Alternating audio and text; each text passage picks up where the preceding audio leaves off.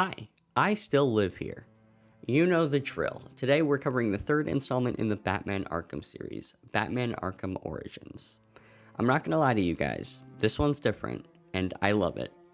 This was the first game in the series that I fully completed, and it totally has a special place in my heart because of it. Many people think that this game is the worst in the series, and it very well might be, but I want to look at it closely and see what differentiates it from the other games. Before I get into it, I have to say once again that this video is going to be full of my opinions, and it's okay if you disagree, but let's be civil in the comments. Last thing I'll mention before we get into it is the fact that all of the gameplay is taken from the PlayStation 5. We did not play this game on PC, and any of my opinions on controls will be purely for console. Also, we played the game on medium difficulty. You might like to play it on easy or hard, and those are great too, but I wanted to get the best possible idea of what the game is like for the majority of players. And medium fits that. Alright, with that out of the way, grab your blankie, get some snacks, stop by the bathroom, because this is our retrospective on Batman Arkham Origins. So like I mentioned before, this one is a bit different than the others. That's because Origins was made by Warner Bros. Montreal, whereas the others were developed by Rocksteady. This was because Rocksteady knew that they wanted to make 4 games in the series, but they knew that they would take longer to develop the next game than they wanted. They wanted to continue to ride the wave of Arkham City's success, so they got Warner Bros. Montreal to help. Rocksteady gave WB all of their code for City, and told them that they could completely go off the cuff for the story, as long as they didn't step on the toes for the main dev team for the 4th game. So Warner Bros. Decided to make a prequel, with an entirely original story. Because they were under a time crunch, they used much of the same basic code for City, and as a result, the free flow system as well as the stealth and traversal are very similar. I won't really touch on them because they're virtually the exact same. This retrospective is going to focus on the things that this game does really well, such as boss battles and just overall story. Without further ado, let's take a look at the story. On Christmas Eve, Batman hears word that Black Mask has taken Commissioner Gillian Loeb hostage at Blackgate Prison. Batman heads to the facility and indeed finds Black Mask, along with Loeb and one of his enforcers, the hulking killer Croc. Batman follows the group of them through the facility, and they finally come to a gas chamber, where Black Mask frees the prisoner who was up for execution that day, Calendar Man. Black Mask and Croc push the Commissioner into the chamber and turn it on, killing him. The criminals continue through the building and make it to the rooftop, where Black Mask gets into a helicopter that he had waiting for him. Croc chooses to stay behind though, as he senses something is off. The chopper pulls away, and Batman reveals himself to the monster. They have an intense battle on the rooftop, with Batman coming victorious. Just before the police show up, however, Croc hints at a plan that Black Mask has set up for Batman, also mentioning assassins. The GCPD finally show up with the intention of taking both Croc and Batman into custody, but the Dark Knight is able to escape in his Batwing. He heads back to the Batcave and remembers that he has an SD card that he was able to snag from a mysterious drone that was also flying around Blackgate. He puts the card into his computer and finally figures out what Black Mask's plan is. His name is Killer Croc. He's already behind bars. Oh, I pity his cellmate. I don't. Let's see what else is on the drone's hard drive. Each of them gets one of these envelopes. I need them delivered tonight. They're all hired killers, the best in the business. Black Mask isn't messing around. Slade Wilson, Deathstroke, former military, subject of a failed medical experiment. Failed, you say? Garfield Linz, aka Firefly, burns on 90% of his body. His obsession is going to be his end. How unlike anyone I know. Here's a face I don't recognize. Copperhead. Strange. These reports reference a male, not a female. 14 escapes, huh? Well, you won't forget nada. What the?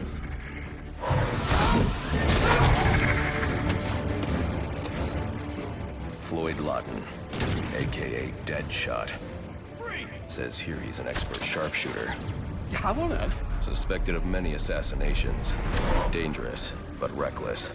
Street tough named Lester Baczynski. Calls himself Electrocutioner. Shocking. Shiva. Her skill is unmatched.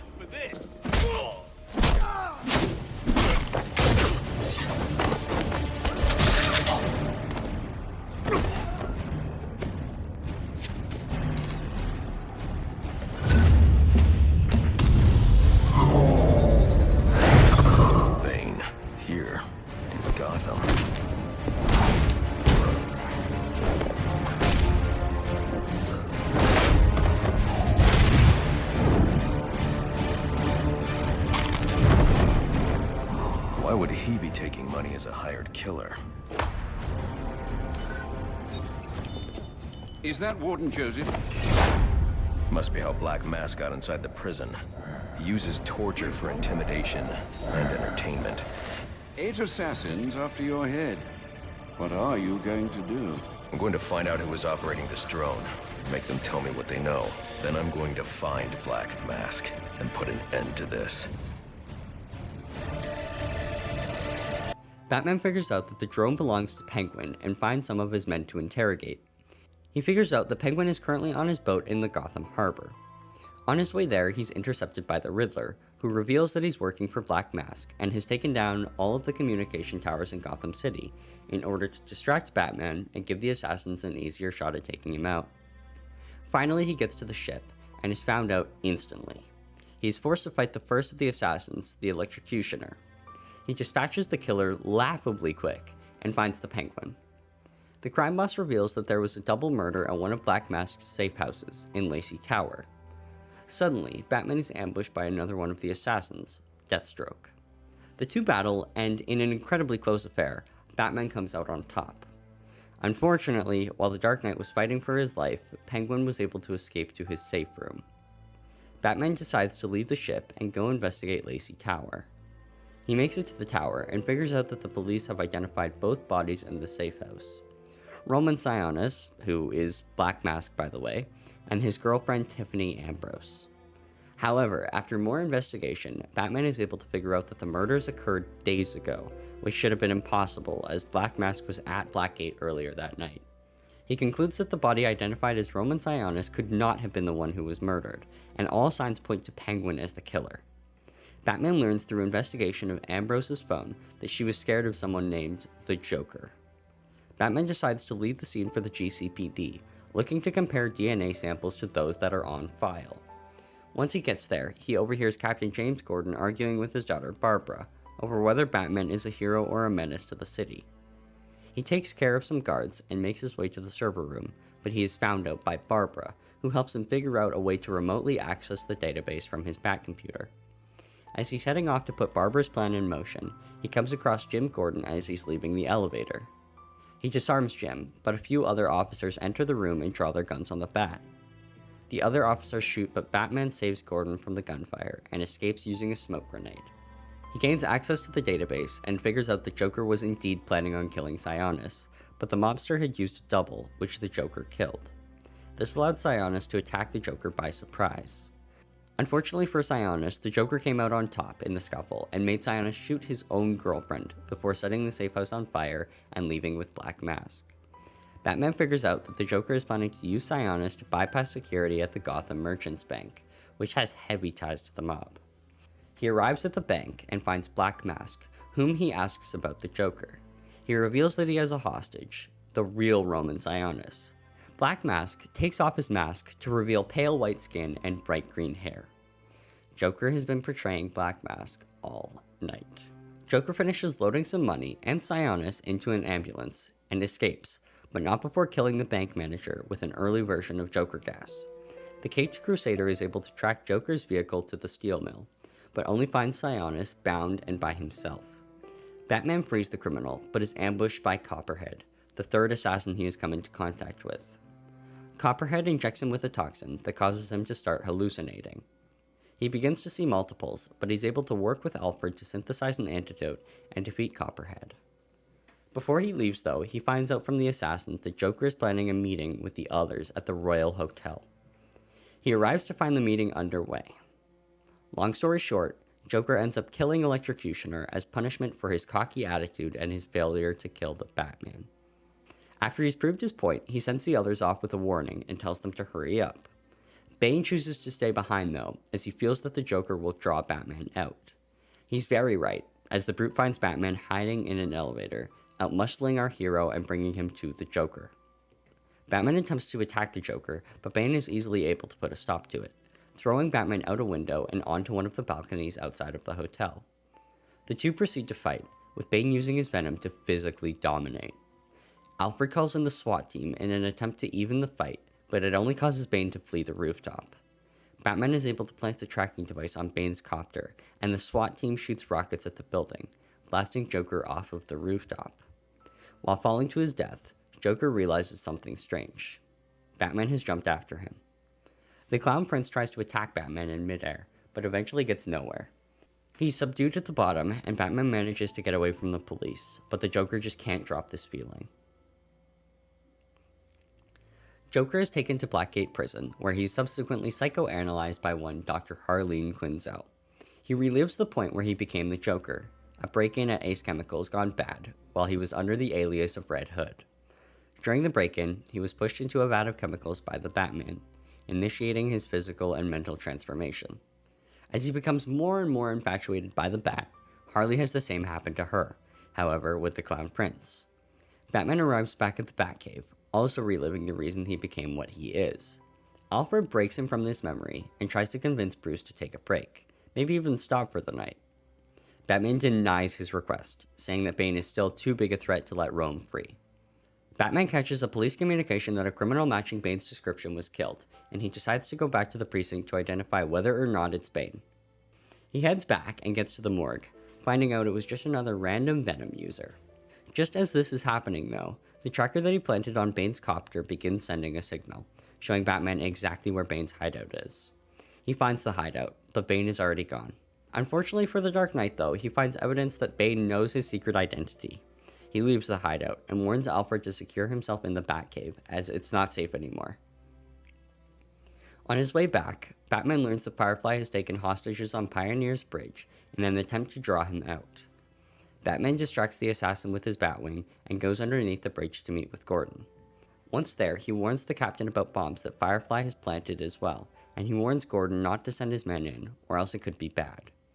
Batman is able to get to and defuse every bomb except one, but he is forced to fight Firefly. He's able to distract the villain while Gordon's team moves in to take out the last bomb. Batman comes out on top against Firefly, and the GCPD take him into custody. Batman and Gordon meet once more, where they both somewhat acknowledge their need for one another, and that it might not be so bad to work together on occasion.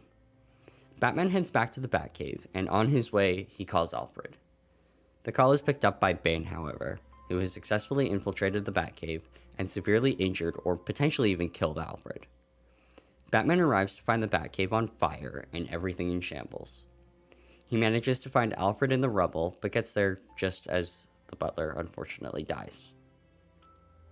Batman is able to use the electrocutioner's gloves that he picked up earlier to restart his friend's heart, saving Alfred. You had to know he wouldn't die, right? Realizing that his Batman persona is putting the ones he loves at risk, Bruce decides to call it quits and stop fighting crime. Alfred steps up though, telling Bruce that he needs allies to succeed. He needs to let people in. The two overhear on the police radio that the Joker has staged a riot at Blackgate Prison, and Batman agrees to take him down. With Alfred, of course.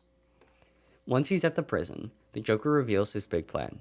He's going to make Batman kill someone. He hooks himself up to an electrical chair that is also set to connect to a device in Bane's heart. Each time Bane's heart beats, the chair charges up more, thus meaning that Batman either stops Bane's heart or allows Joker to be electrocuted. Batman is able to stop Bane's heart, turning the electric chair off, but he once again uses the electric gloves to restart Bane's heart, bringing him back to life. Bane comes to and injects himself with a variant of Venom, labeled TN1. This chemical transforms him, far more than Venom ever has. Batman is able to narrowly defeat the monstrous Bane, and a side effect from the TN1 causes Bane to lose his memory of Batman's identity. Our hero strings Bane up for the GCPD to collect, but realizes the Joker escaped during the chaos. As he's leaving Blackgate, he's captured by Killer Croc, who had broken out of his cell. He's saved by Gordon, and the two work together to save Warden Martin Joseph. The three of them find Joker in a nearby chapel, and Batman reveals to the clown that Bane is still alive. The Joker tries to push Batman to kill him, but the Bat resists, giving him a harsh beating instead. Gordon tells Batman that while his daughter may think the Bat is a hero, he still has to take him in. Gordon gets a call on his radio and quickly responds, looking back to find the chapel empty, aside from him and the unconscious Joker. After the story, we hear Jack Ryder talking to Quincy Sharp, elaborating on a proposal to begin reusing the old, dilapidated Arkham Asylum as opposed to Blackgate. We also see Amanda Waller telling Deathstroke about the Suicide Squad. a new task force she's creating. So once again, the story in this game is entirely original. I love the concept of the assassins, even if many of them don't live up to the hype. Characters like Electrocutioner and Copperhead don't live up to their initial introductions, and Deadshot and Shiva don't even show up in the main story. They're relegated to side quests, and pretty shitty ones at that. But Croc, Firefly, Deathstroke, and most importantly Bane, live up to the hype and more. I'm not gonna lie, I was quite disappointed the Joker made a reappearance. I was super intrigued with the idea of Black Mask, and we've already seen Joker played out quite a bit. Batman has a huge rogues gallery, and Black Mask isn't a very well-known character to the average Batman fan. They set him up as this slick criminal mastermind who had the connections and the know-how to completely take over Gotham, but as soon as the Joker was revealed, all of that completely went out the window. To be fair, they did the Joker pretty well once they pivoted in his direction, but it was annoying nonetheless. Going back to the things they did well, I have to say, this is my favorite non-comic portrayal of Bane ever. Most times that Bane shows up in pop culture, he's just another dumb brute. Someone who can crush Batman, but could be outsmarted by a brick. In the comics, the reason why Bane is a threat is because not only is he stronger than Batman, but he's legitimately smarter. He's supposed to have a genius level IQ, but be limited by his addiction. Origins portrays Bane as forever the most dangerous person in the room. By having 3 different boss battles with Bane, with him in different forms, it allows the player to understand that Bane is a multi-threat character. He doesn't need the venom to break Batman's back, but he keeps going back to it because of his addiction. It's his only real weakness. The last boss battle in particular is just stellar, but I'll get to that in a bit. I love the higher emphasis on detective work, with a completely new system that allows Batman to recreate the events that happened using forensic data. It's a much more interactive system, where instead of just scanning and following a forensic trail, the player has to slowly recreate the scene, and use the new information that comes up during the process to continue moving through. It just gives another layer. I wish it was used more, but I understand not wanting to overload a new system, wanting to keep it fresh. WB Montreal also made an entirely new map. Obviously, there are some holdovers, such as the steel mill and Ace Chemicals, but the city has been reworked into 2 main sections, connected by a single bridge. Having to traverse along the bridge definitely slows things down when going between events, but it's a nice set piece. It works great in the Firefly fight, and to me, that's reason enough for it to be in the game. The Gotham Merchants Bank and the Royal Hotel also offer up some unique and new settings for the story to go through. I like the increased usage of Blackgate in the story as well, as it's referenced quite a bit throughout Arkham Asylum, and it totally makes sense story-wise. I don't have a lot of qualms with the story and the overall setting. The Joker popping up was certainly disappointing, but it didn't end up holding the rest of the story back in my opinion. They created a Gotham that is easily one of my favorites, with incredibly memorable settings. Great job here. I want to take a large chunk of this video to talk about bosses. As you know, if you've watched our other videos, you know that boss fights are a super important part of this series, and they've been inconsistent so far. That trend very much continues in Arkham Origins, as there are some less than spectacular fights, but this game also holds some of the best fights in the entire series. Let's talk about it. Starting off with the worst, let's get it out of the way. Electrocutioner was just bad. And I know that I should give them credit for subverting expectations and playing it risky, but I just think it's disappointing. As I mentioned before, the Shiva and Deadshot fights aren't even a part of the main story, they're side missions, and not very good ones at that. Shiva is a glorified ninja unit with a health bar, and Deadshot is a very plain stealth mission. Missed opportunities for those two. Copperhead is another one that I feel could have been interesting, but it just missed the mark. The whole fight revolves around Batman trying to get an antidote for some toxin that Copperhead injected him with, all while fighting off hallucinations of the assassin. I don't understand why Copperhead wasn't just able to finish him off while Batman was hallucinating. It's not like he was at full strength, and Copperhead is supposed to be one of the most deadly people on the planet. There is virtually no reason not to finish the job right away. It's also never explained what Batman is fighting when he's dealing with the Copperhead hallucinations. In Asylum, they show us that he's fighting inmates, and they show up to him as skeletons, but we never get that in this fight. Is he just punching air? It just reinforces my opinion that Copperhead could have easily killed him. But now we move on to the good, and luckily there is more of it. The first boss fight with Killer Croc is great. It's the ideal intro boss as it requires you to use the mechanics you've learned up to that point in the game, without being overly challenging. It's a chill fight, but I don't think that's a bad thing. It allows the player to dip their toes into boss combat, and it wraps up a great Blackgate portion. Moving on to Deathstroke. Phew. The best way for me to explain it is Batman and Deathstroke are both master combatants, and they go head to head in a classic brawl. The speed in which Deathstroke attacks legitimately creates pressure and requires your timing to be pinpoint perfect. Watching how smooth the animations from both the Bat and the Assassin are truly make you feel badass, as the whole scene is more like a movie than a typical in-game fight. And then Deathstroke brings out his sword, and I was just in awe of the fight choreography. I'm not normally super into that stuff, but this was just so meticulously thought out. The fight even ends in a dope-ass way, as Batman throws Deathstroke's sword at him, just barely missing his head, and the assassin asks, "What are you?" Chills. I think putting this fight near the beginning gives the player a great idea of just how dominant Batman can be, and it makes it even scarier when Bane kicks the shit out of you the first time he sees you. Speaking of Bane, all three of his fights are great. The devs at WB Montreal felt that Bane needed to feel intelligent in combat as well, so they made his AI incredibly advanced compared to other bosses. In the first few fights, he'll occasionally charge you, but he's able to follow your evades, and he can still hit you even after you dive out of the way. Heck, in the third fight, where you have to be stealthy, Bane will check vents and floor grates, which forces you to move around and not just sit stationary. It's one of the first fights in the entire series to actually jump scare me when I went to leave a vent, just to see Bane's ugly face peering in to snatch me.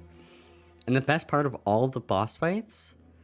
They didn't force the Joker in the final fight.